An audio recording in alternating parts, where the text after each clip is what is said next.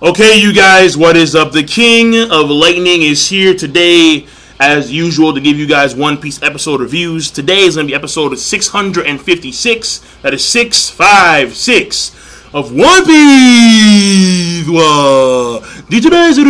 Of One Piece. So, of course, the episode link is going to be in the box below on OnePieceOfficial.com. Now, the thing here is this. Let me start off like this. The pacing was slow. Obviously, it's normally slow, and it was slow. There was mad time. There was mad time on Bartolomeo just fanboying over Zoro, alright? He jizzed himself like 15 times in like 5 minutes. Very impressive. Congratulations. So the point here is there was a lot of time spent on that. Then there were flashbacks.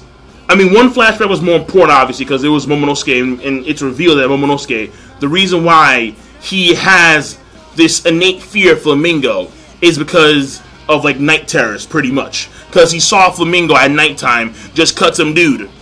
And because the dude was pretty much slacking off, running away in the middle of the Coliseum, in the middle of their competition, whatever block it was. And basically, as punishment, he just cut him with his strings. Now, granted, in the manga, it seemed like he just straight up killed the dude. But in the anime, he has to be on the ground, still, you know, twitching and fidgeting. Can't have someone die like that way in a One Piece anime episode. Can't go down. Even if he's fodder.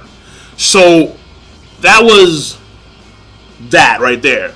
And then the other flashback was some Rebecca thing, and that was, again, we've seen it before. So that was a waste of overall time.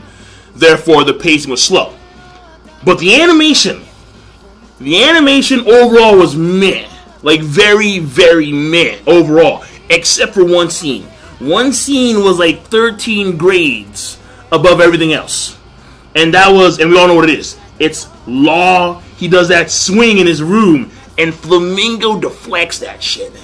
And that was good, son. That was really fucking good. I was like, damn. Even the rest of the fighting, like, after, like, Law rushes Flamingo does his strings, they kind of like weave towards Law, but Law does his warp ability, winds up behind Flamingo, does a strike, he dodges a strike, Flamingo, then he does another thrust of the sword, Flamingo blocks it with his strings, and then the entire is cut into pieces. But the point here was the initial strike. That was the one where you're like, whoa, because Law, after he does that speech of him, or he mentions that he's doing all this to attain a certain ambition of someone that he knew a long time ago, which probably ties into the whole 13 year ago that he mentioned, like the whole, like 13 years ago, him and Flamingo had like bad blood then, apparently. And they'll get into more detail later on, obviously. But the point here is that he's fighting for this man's ambition. That's what Law is saying. And he swings. Now, granted, Law's powers don't work like that. Because as far as we've seen in the anime, well, in the manga, there's never been like a cut of the air. More so, we all know how Law's powers work. Law just swings. And then whatever in that path just gets cut within his room. It's not per se an air strike like Mihawk or Zoro or even T-Bone. It's just per se just a swing and then things get cut. But in this episode, it was portrayed as if he was cutting the air like Mihawk or Zoro would. So Flamingo can then deflect it. And the fighting, these huge, again, like these fighting fish are just massive. These huge ass fighting fish get mad air for them. They're like, yeah, we're gonna take out these guys. And when Flamingo deflects the air cut, that shit was beastly. Because Flamingo, first of all, he had like a beastly ass stance. His hands came out all the way here like, yeah. That was awesome. And then when he did that, it was as if they were like small little bursts of shockwaves. And then the actual stream went up. And it sliced the fighting fish into pieces. These huge ass fighting fish. I'm like, yo, that's some good shit. And listen, like, I know, okay, small 1 minute rant. The animators could so do this on a regular basis, but of course they choose not to. Because they know that people are going to watch the One Piece episodes no matter what they do. It can be shitty as fuck. and they'll still watch it from an amateur standpoint. So it pisses me off to high hell. It really does. Can't deny it. So moving on. That was a beastly fucking scene. Yo, Flamingo. Yeah. Fucking stream. Fighting fish pieces. That was good. That was fucking good, man. So that would make a good what's it called? A good GIF. Like you know what a GIF is, or everyone knows what a fucking GIF is, for Christ's sakes. But if you don't happen to know what a GIF is, it's like an image that repeats. It's a clip. It's a fucking clip, goddammit. All right, moving on. When it comes to everything else in the episode, basically, we already know that Sanji, or at this point in time, I should say, the Spiral Hat Pirates, they're on their way to Zoro, and that's the way it is. We have Nami. She's going to pretty much blow away any clouds, so to make sure that Flamingo can't reach them, obviously, because Flamingo has powers, he can actually, use the clouds as like on some Spider-Man type shit, but just way better, clouds and fucking swing. So it is what it is. But then we have that whole Momonosuke reveal and the trauma. Though here's the thing, and I already mentioned that before, but here's the thing. Even though we now know why Momonosuke has this trauma, these terrors when it pertains to Flamingo, we don't know why Flamingo wants Momonosuke. Like, we don't know what's going on there. Now, there is this whole theory that Kaido is like protecting Wano Kuni, or like Kaido has Wano Kuni under his jurisdiction as one of his territories, but that theory is kind of iffy because of the fact that it's already been stated before that the Wano Kuni samurai don't need anyone to protect them because they're powerful in themselves, and they have that shogun who, by the way, people are putting out the theory, another theory, that the shogun is as strong as admirals, if not stronger. Again, don't know. It's possible. He's a goddamn shogun, but like Chinjao level back in the day or some shit like that, which is scary. It's very scary. But again, we'll see how it goes with Wano Kuni. But there's a certain reason why he wants Momonosuke, and we don't know exactly why. So that's still a mystery. Then we go over to Bartolomeo, and basically, again, it's just more. Well, okay, we see a small scene of Violet. Violet just shoots a bullet at the monitor because, well, we don't know why exactly, but she fires a bullet at the monitor, and that's showing Rebecca fighting against these guys in the Coliseum, obviously. And then Violet, she lied to Sanji. So she said that she had a friend in the government, and she was going to be A-okay, and she was going to hide, pretty much. And then Sanji, and keep in mind this, alright? Very important scene. It showcases Sanji's phenomenal speed. The moment the Sun Ego was attacked by the fighting fish, a few seconds after is when Sanji leaves. Flamingo leaves around the same time. Think about that.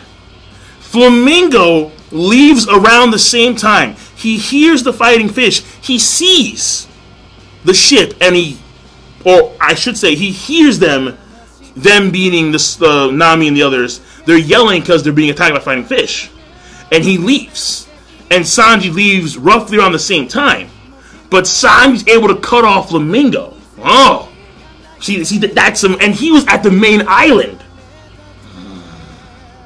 That's some impressive shit. And also, I want to point out, too, that when it comes to last episode, Flamingo, his overheat rope, when Law did the teleportation with the room, and how they were pretty much at the coastal area of Greenbit, a little bit more, like in between, but like they weren't like fully, like they were more close to the Greenbit as opposed to the main island. But yet Flamingo's rope, his overheat rope, could still reach the main island and cut a building in half. So that was also phenomenal. The range. All right, so very impressive stuff going on when it pertains to Sanji and Flamingo, obviously.